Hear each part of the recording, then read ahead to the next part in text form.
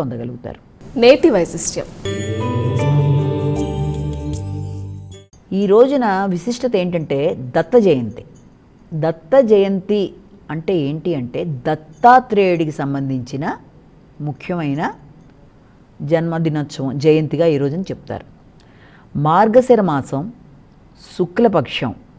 అలాగే ఈ రోజున దత్తాత్రేయుడి యొక్క జయంతి సందర్భంగా సాధారణంగా ఈ రోజున అసలు దత్తాత్రేయుడు గురించి, ఆయనకి సంబంధించిన విషయాలు, అంతేకాకుండా దత్తాత్రేయుడికి సంబంధించిన మందిరాలు, ముఖ్యమైన ప్రదేశం మొదలైన విషయాలు కొంతవరకు వాళ్ళ క్లుప్తంగా తెలుసుకుందాం.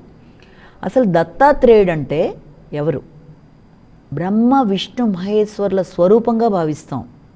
అందుకే ఆయనకి 3 ముఖాలు ఉంటాయి. బ్రహ్మ విష్ణు మహేశ్వరుల యొక్క రూపంగా ఆయన ఎందుకు భావిస్తాము అంటే, అసలు దీనికి సంబంధించిన కథని విషయం కనుక మనం విన్నట్లయితే అనసూయ, అత్రి మహాముని వీళ్ళ గురించి అందరికీ తెలిసే ఉంటుంది.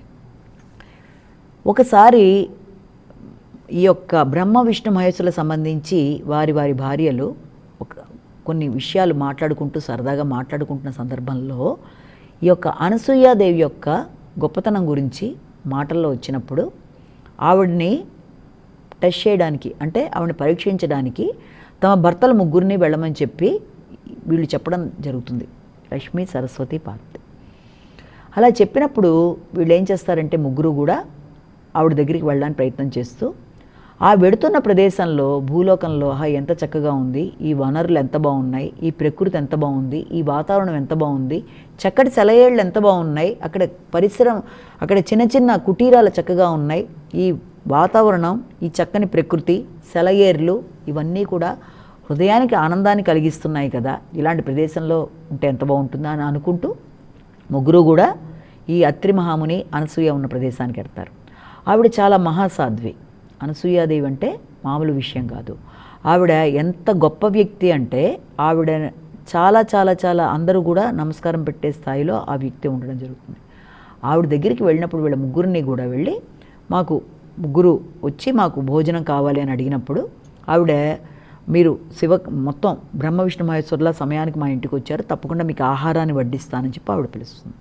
పిలిచిన తర్వాత వీళ్ళు ముగ్గురు కలిపి ఆవిడ ఒక విడ్డూరమైన విచిత్రమైన కోరిక కోరుతారు ఆవిడని ఆహారం వడ్డించే సమయానికి.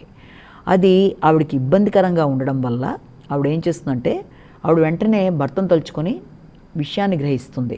వచ్చిన వాళ్ళు సాధారణ మనుషులు కాదు, బ్రహ్మ విష్ణు మహేశ్వరులు ఈ రూపంలో వచ్చారు. అంతటి వారు తమ ఇంటికి వచ్చి తమని ఈ రూపంలో అడగడం అది చాలా గొప్ప విషయం. వాళ్ళు మా ఇంటికి ఈ రోజున భోజనానికి వచ్చారు, వాళ్ళ యొక్క నేను ఇది చేయాలని చెప్పి ఆవిడ వెంటనే తన గొప్పతనంతో వెంటనే వాళ్ళ ముగ్గురు శిశువులుగా చేసేస్తుంది. అంటే చిన్నపిల్లలుగా చేసేసి వాళ్ళ ముగ్గురిని కూడా మాతృత్వంతో వారికి పాలిచ్చి వాళ్ళ ముగ్గురిని పడుకోబెట్టి ఉయ్యాలుపుతూ ఉంటుంది. ఈ లోపల త్రిమ ఋషి వచ్చి జరిగిన విషయం తెలుసుకుంటాడు. ఆయన దివ్య దృష్టితో జరిగిందంతా అర్థమవుతుంది ఆయనకి. ఓహో, ఇలా అయిందా అని అనుకుంటాడు. తర్వాత వాళ్ళ ముగ్గురిని చక్కగా ఆవిడ ఎంతో ప్రేమగా ముద్దు బిడ్డల్లాగా వాళ్ళ ముగ్గురిని చూసుకొని ఇది చేస్తూ ఉంటుంది. వెళ్ళిన వాళ్ళు ఎంతకీ తిరిగి రాలేదేమిటి అని చెప్పి ఈ లోపల కంగారు పడతారు. ఈ యొక్క లక్ష్మీదేవి, పార్వతి వీళ్ళందరూ కూడా, సరస్వతి వాళ్ళు ఏం చేస్తారంటే వస్తారు ఇక్కడికి. వచ్చేట సమయానికి కూడా ఇవి చక్కగా వాళ్ళ ముగ్గురిని ఇది చేస్తుంటే వాళ్ళు వచ్చేటప్పుడు ఎలా అనుకున్నారు, బ్రహ్మ విష్ణు మహేశ్వరులు ఆనందంగా, ప్రకృతి బాగుంది, ఈ యొక్క వాతావరణం బాగుంది, ఈ సెలయేర్లు బాగున్నాయి, ఇదే ప్రదేశంలో కొంతకాలం ఉంటే బాగుండు, లేకపోతే ఈ యొక్క చక్కటి ఈ వాతావరణం ఎంతో అనుకూలంగా ఉంది, ఈ యొక్క కుటీరం బాగుంది, ఇలాంటి ప్రదేశంలో ఉండాలనుకుంటూ వచ్చారు కదా. వాళ్ళకి నిజంగానే అక్కడ బాల్యం చాలా చక్కగా గడుస్తుంది, ఎందుకంటే చిన్న చిన్న పిల్లలు అయిపోయారు కదా. అయిపోయిన సందర్భంలో వాళ్ళకి అలా గడుస్తుంటే ఈ లోపల వీళ్ళు వస్తారు ముగ్గురు. ఏంటి వీళ్ళు చూసేప్పుడు ముగ్గురు ఉయ్యాల్లో చిన్నపిల్లల్లాగా ఉండి కొంచెం ఇదవుతున్నారు, బాల్య చేష్టలు చూసేప్పటికీ వాళ్ళ ముగ్గురు ఆవిడ్ని వాళ్ళ తప్పిదం తెలుసుకొని ఆవిడ్ని అడుగుతారు. ఇలాగా అయ్యేటప్పటికీ మొత్తానికి ఆవిడ సరే అని చెప్పి మళ్ళీ వాళ్ళని ముగ్గురిని మామూలుగా చేసేస్తుంది. వాళ్ళ ముగ్గురులో వాళ్ళు అడుగుతారనమాట, అమ్మ మాకు చక్కగా నీకు ఏదైనా వరం ఇస్తాం కోరుకోమని అన్నప్పుడు, నాకు కావాల్సిన వరం ఉంది, నాకు మీరు బిడ్డలుగా వస్తే అంతకు మించి ఏం కావాలంటే ముగ్గురు కలిపి, అంటే దత్తుడుగా అంటే తనకి బిడ్డగా కావాలని ఆవిడ కోరుకుంటుంది. వెంటనే వాళ్ళ ముగ్గురు కలిసి ఏకరూపంలో బ్రహ్మ విష్ణు మహేశ్వరులు, అందులో బ్రహ్మ యొక్క అంశతో చంద్రుడు, విష్ణు యొక్క అంశతో దత్తుడు, అలాగే ఈయన యొక్క అంశతో ఎవరు మన శివుడి యొక్క అంశ దుర్వాసుడు, వీళ్ళందరూ కూడా రావడం జరుగుతుంది. అయితే దత్తాత్రేయుడు చాలా చక్కగా ఆయన జీవనాన్ని అక్కడ మొదలుపెట్టడం, చాలా చక్కగా తల్లిదండ్రులకి అనుకూలంగా ఆయన ఉంటూ కొంతకాలం తర్వాత ఆయన అలా దీన్ని దత్తాత్రేయుడి యొక్క ఇదిగా చెప్తారు. అయితే ఈ దత్తాత్రేయుడి యొక్క రూపం ఇలా ఉన్నా ఈయన తర్వాత ఎక్కడెక్కడ ఆయన రావడం జరిగింది అంటే ఆయన ప్రప్రథమ అవతారం శ్రీపాద శ్రీవల్లభుడిగా ఆయన్ని పిఠాపురంలో చూస్తాం. 1320 ఆ ప్రాంతాల్లో ఆయన మనిషి రూపంలో ఆయన అక్కడ సుమతి శర్మ గారిని వాళ్ళకి వ్యక్తిగా పుట్టడం అనేది శ్రీపాద శ్రీవల్లభుడిగా ఆయన జననం జరుగుతుంది. దత్తాత్రేయుడి యొక్క ప్రథమ అవతారంలో ఆయన. తర్వాత రెండో అవతారంలో ఆయన నృసింహ సరస్వతిగా ఆయన ఎక్కడంటే మనకి గాణగపూర్లోను, నరసింహబాడి అంటే కొల్హాపూర్ వెళ్ళే దారిలో మనకు వస్తుంది. ఇవన్నీ కూడా దత్తక్షేత్రాలు. కానీ ఈయన ఇక్కడ శ్రీపాద శ్రీవల్లభుడిగా జన్మించినా కూడా ఆయన ఇక్కడ కొంతకాలం ఉండి ఆయన తన చర్యలన్నీ చేసి, ఎందుకంటే తర్వాత ఆయన అక్కడి నుంచి కురుపురం వెళ్ళిపోయారు. అక్కడి నుంచి అదే ఎక్కడంటే మనకి కురుగడ్డి అని కూడా అంటారు దాన్ని. ఆ ప్రదేశం ఎక్కడ ఉంటుంది మళ్ళీ మనకి వెళితే దాదాపుగాను ఈ యొక్క తెలంగాణకి తర్వాత ఈ బెంగుళూరు అంటే ఈ కర్ణాటకకి మధ్యప్రదేశంలో అది మధ్యగా వెళ్ళే దారిలో వస్తుంది. మహబూబ్ నగర్ ఆ సరౌండింగ్స్లో అది కురుగడ్డి అంటారు. ఒక ద్వీప ప్రదేశంలా ఉంటుంది. అక్కడ ఆయన అవతారాన్ని చాలించాడు. అంటే ఇక్కడ ఆయన కర్మభూమి పిఠాపురం అయితే శ్రీపాద శ్రీవల్లభుడిగా అక్కడ ఆయన దాంట్లో తపోభూమిగా ఆయన్ని చెప్తారు.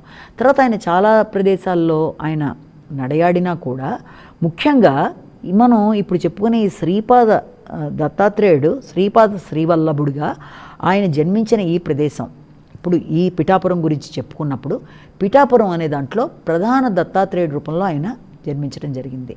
ఆ జన్మించిన తర్వాత ఆ పిఠాపురం క్షేత్రానికి చాలా విశేషాలు ఉన్నాయి.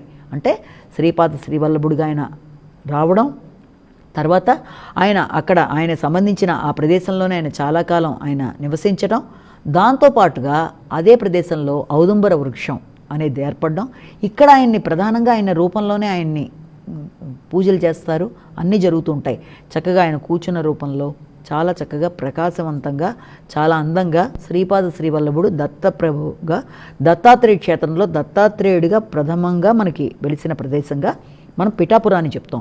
ఈ పిఠాపురమే పురుహూతికా దేవి యొక్క ప్రధాన ఆలయంగా కూడా శక్తిపీఠంగాను చెప్తాం. అలాగే గయాసురుడికి సంబంధించిన త్రిగయ అంటే పాదగయ, ఈ నాభిగయ, శిరోగయ అని 3 ఉన్నాయి కదా, అందులో ఇది కూడా ఒక గయాక్షేత్రంగా దీన్ని చెప్తారు. కాబట్టి ఇది చాలా విలక్షణం. అలాగే కుక్కుటేశ్వర స్వామిగా ఇక్కడ శివుణ్ణి ఆరాధిస్తారు ఇదే దేవాలయంలో. అంటే చాలా విలక్షణంగా ఇక్కడ అనేక రకాలుగా అన్నపూర్ణాదేవి కావచ్చు, కుక్కుటేశ్వరుడు కావచ్చు, అలాగే అమ్మవారు పురుహూతికా రూపంలో అమ్మవారిని కావచ్చు, శ్రీపాద శ్రీవల్లభుడు దత్తాత్రేయుడి యొక్క ప్రథమ అవతారంగా ఆయన ఇక్కడ ఇది చేస్తారు. ఇవన్నీ కూడా అంతేకాకుండా గయాక్షేత్రంలో జరిగే అనేక రకాలైన కార్యక్రమాలు అంటే పిండ ప్రదానాలు అవన్నీ కూడా ఇక్కడ గయాసురుడు రాక్షసుడికి వీళ్ళు ఇచ్చిన వరం వల్ల ఇక్కడ అవన్నీ కూడా జరుగుతాయి. ఇది చాలా విలక్షణమైన దేవాలయంగా దీన్ని చెప్తారు. కాబట్టి ఈ యొక్క దత్తాత్రేయుడికి సంబంధించిన ప్రధానమైన దేవాలయం మొట్టమొదటిది దీన్ని చెప్తారు. తర్వాత కర్ణాటకలో గాణగాపురం, నృసింహ సరస్వతి, అలాగే నృసింహబాడి కొల్హాపూరు వెళ్ళే దారిలో వస్తుంది మనకి. అది కూడా పంచగంగా క్షేత్రంగా అక్కడ దాన్ని చాలా ఫేమస్ అనమాట. అది నృసింహబాడి కూడా ఇలా చెప్తారు. అయితే ఇప్పుడు మనం చెప్పే దాంట్లో చివరిగా ఈ యొక్క దత్తాత్రేయుడు ఒకరోజు సంతోషంగా ఆయన తిరుగుతున్నప్పుడు ఆయన్ని ఒక మహారాజు ప్రశ్నిస్తాడు, నువ్వు ఇంత సంతోషంగా ఉన్నావు కదా, నీ గురువు ఎవరు, మీ సంతోషానికి కారణం ఏంటంటే నా గురువు ఆత్మ, నా గురువు, నేను 24 మంది వ్యక్తుల దగ్గర నుంచి 24 విషయాలు నేర్చుకున్నాను అంటూ 24 మంది వ్యక్తుల విషయాలు ఆయన చెప్తాడు. అందులో పంచభూతాలు వస్తాయి, సూర్యచంద్రులు వస్తారు, తెనిటి వస్తుంది, తర్వాత అనేక రకాలైనవన్నీ కూడా వస్తూ ఏనుగు, అనేక రకాల సాలీడు అన్నిటి గురించి ఆయన చెప్పుకుంటూ వస్తాడు. అందులో ఒకే ఒక్క దాని గురించి మనం చెప్పుకుందాం, ఎందుకంటే సమయం సరిపోదు కాబట్టి. ముఖ్యంగా భూమి నాకు గురువు అంటాడు ఆయన. ఎందుకు గురువు అన్న దానికి కూడా ఆయన ఏం చెప్తారంటే సమాధానం, 24 గురువుల్లో ఒకటి భూమి. భూమికి ఉన్న సహనం దేనికి లేదు. భూమిని మనం ఎంత ఇది చేసినా, ఎంత ఇబ్బంది పెట్టినా, భూమి మీద మనం ఎన్ని రకాల విలక్షణమైన కార్యక్రమాలు చేసి భూమిని ఇబ్బంది పెట్టినా, భూమి అవేమీ పట్టించుకోకుండా సహనంగా తన మీద వృక్షాలు అన్ని ఆహార పదార్థాలని పెంచి మన జీవనాధారానికి మూలమైంది. కాబట్టి అంత గొప్పదైన భూమి నుంచి సహనము అనేది నేను నేర్చుకున్నాను అని చెప్తాడు ఆయన. అంటే ఒక్కొక్క ప్రదేశం నుంచి ఒక్కొక్కటి నేర్చుకున్నాను. భూమి నుంచి, నీటి నుంచి. నీరు అన్నిటినీ శుద్ధి చేసేస్తుంది. అలాగే జ్ఞానం కలిగిన వ్యక్తి తన పక్కన కామ, క్రోధ, మోహ, లోభ, స్వార్థాలు ఉండే వ్యక్తులు ఎంతమంది తన చుట్టుపక్కల ఉన్నా కూడా వాటిని నీరు శుద్ధి చేసినట్టుగా చేసేసి తన యొక్క విజ్ఞానాన్ని ప్రదర్శించాలి అని చెప్తూ 24 మంది గురువుల గురించి అద్భుతంగా ఆయన చెప్పడం జరిగింది. కాబట్టి దత్తాత్రేయుడు ప్రధానమైన గురువు. ఆయన దగ్గర నుంచి నేర్చుకోవాల్సినవి ఎన్నో ఉన్నాయి. ఆయన త్రిమూర్తి అవతారంగా ఆయన చెప్తారు.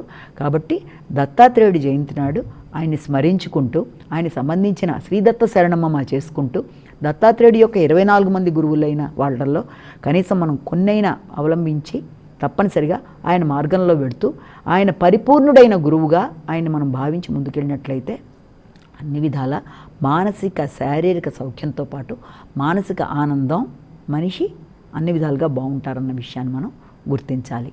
నమస్కారం.